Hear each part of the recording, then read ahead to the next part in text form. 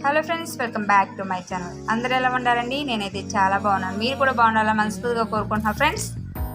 ఈరోజు అయితే గోబీ పకోడీ అయితే చేశానండి. అందుకని ముందు ఫస్ట్ టైం నా ఛానల్ ఎవరైనా చూస్తే ప్లీజ్ సబ్స్క్రైబ్ చేయండి, లైక్ చేయండి, కామెంట్ చేయండి, మంచి పక్కన బెల్ ఐకాన్ క్లిక్ చేయండి ఫ్రెండ్స్.